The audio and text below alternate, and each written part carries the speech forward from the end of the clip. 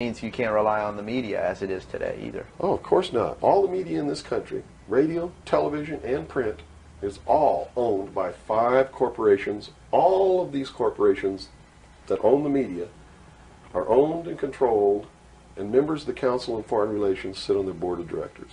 Can you name those 5 corporations? Is that... Not off the top of my head. Okay. I could try, but I don't want to take a chance on being inaccurate. But you can trace that yourself. Okay. Remember, if you go down and you trace the ownership of a station or a newspaper, and you get to a corporation, remember that somebody owns that corporation, and it's usually another corporation.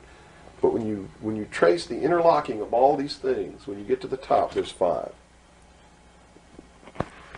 And all journalists know that there's some things you don't write about, and you don't talk about, because you'll lose your job. And that's where the control is. And that's why they pay anchormen like Dan Rather $2 million a year. Because he doesn't question them. He knows that if he goes against them, he's going to lose $2 million a year. Do you think a man that looks pretty and sits in front of a TV camera for the 6 o'clock news is worth $2 million a year? No way. I don't care how long he works, and I don't care what he does. There is no job worth $2 million a year.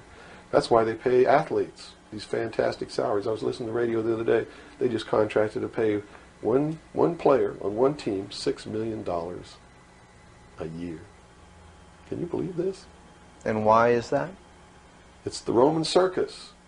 What does the emperor do when the people become restive, and when the people are asking questions, and when the people don't like the policies of the emperor? He sends them to the circus. He creates a circus. He builds a giant coliseum. And he begins to throw the Christians to the lions. And he has great chariot races and football games and basketball games, all to keep the idiots preoccupied with things that don't mean anything in the scheme of the entire world,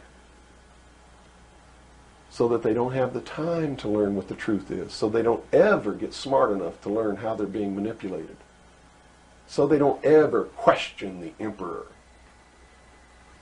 That's why they pay a player on a football team or a baseball team $1 million or $2 million or $3 million a year. It is the Roman circus.